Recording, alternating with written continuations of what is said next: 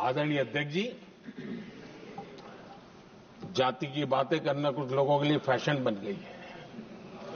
पिछले 30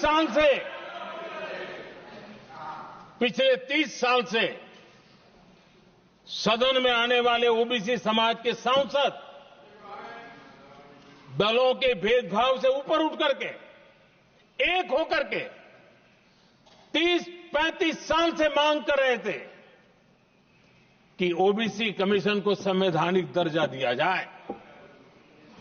जिन लोगों को आज जातिवाद में मलाई दिखती है, उनको उस समय ओबीसी समाज की याद नहीं आई।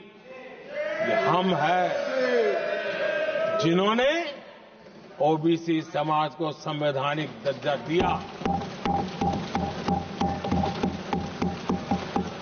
पिछड़ा वर्ग आयोग आज संवैधानिक व्यवस्था में जो है।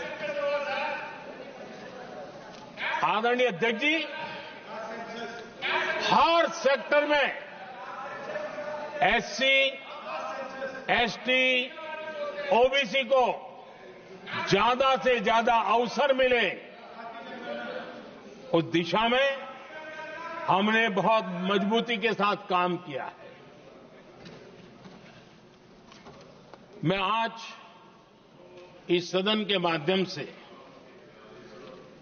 देशवासियों को उनके सामने एक अहम सवाल रखना चाहता हूं।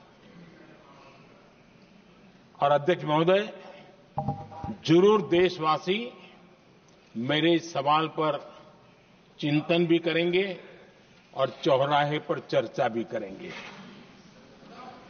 कोई मुझे बताएं, क्या एक ही समय में संसद में एससी वर्ग के एक ही परिवार के 3 सांसद कभी हुए हैं क्या?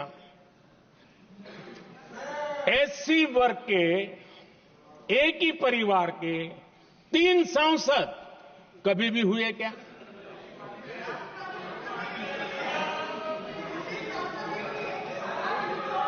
मैं दूसरा सवाल पूछता हूं, कोई मुझे बताए कि एक ही कालखंड में, एक ही समय में संसद में एसटी वर्ग के एक ही परिवार के 3 एमपी हुए हैं क्या?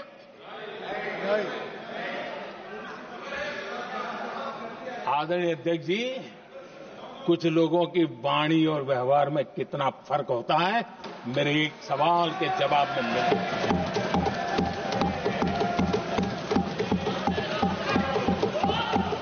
जमीन आसमान का अंतर होता है, रात दिन का अंतर होता है।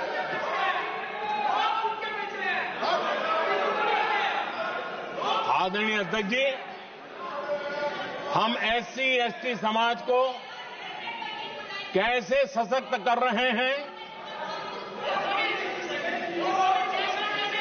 आदरणीय अध्यक्ष जी, समाज में तनाव पैदा किए बिना एकता की भावना को बरकरार रखते हुए समाज के वंचितों का कल्याण कैसे किया जाता है, इसका मैं एक उदाहरण देता हूं।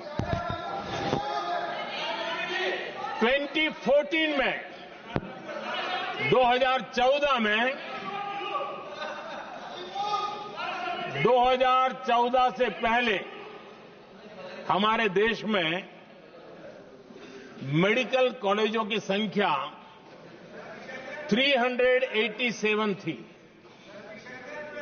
2014 के पहले मेडिकल कॉलेज की संख्या 387 थी। आज 780 मेडिकल कॉलेज हैं।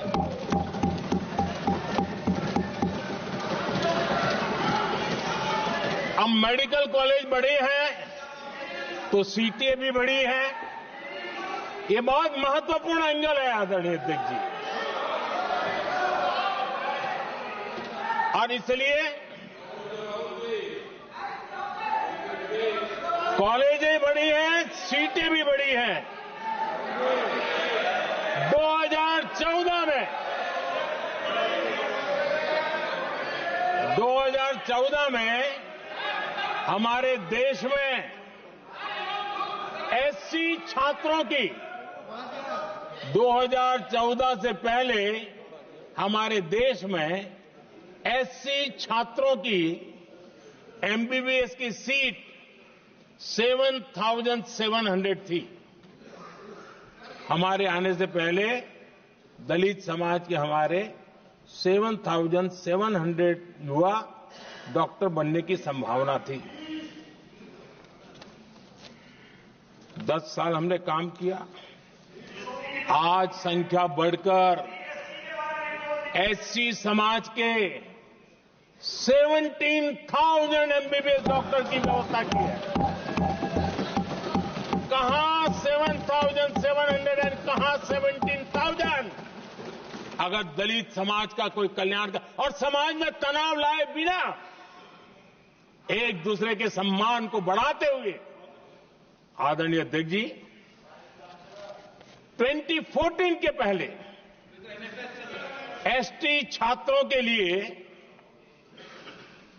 एमबीबीएस की सीटें 3,800 थी। आज ये संख्या बढ़कर लगभग 9,000 हो गई है।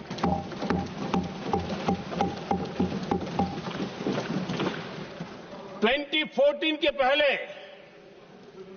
ओबीसी के छात्रों के लिए एमबीबीएस में 14,000 से भी कम, 14,000 से भी कम सीटें थी।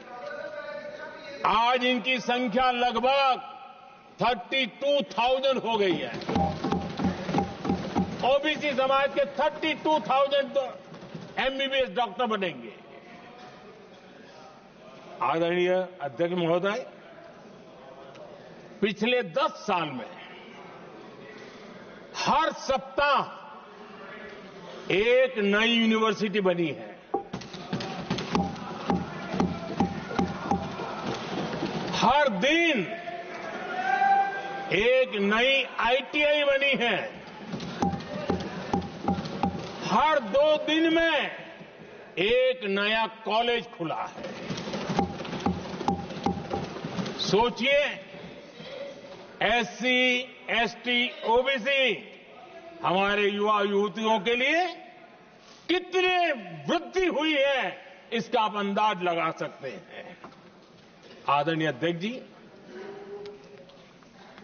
हम हर योजना के पीछे लगे हैं 100% सिचुएशन, 100% उसको लागू करें। उसके जो भी लाभार्थी हैं वो उसमें छूट न जाए, उस दिशा में हम काम कर रहे हैं।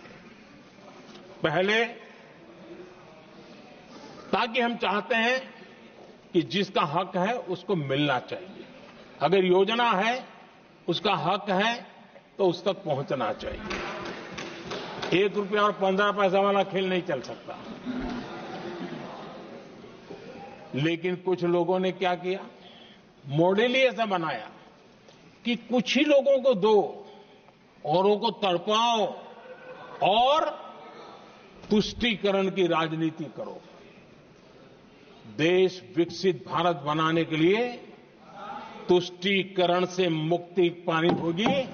हमने रास्ता चुना है संतुष्टीकरण, तुष्टीकरण नहीं, संतुष्टीकरण।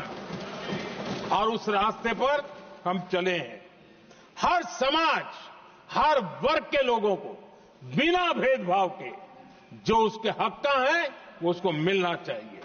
ये है संतुष्टीकरण।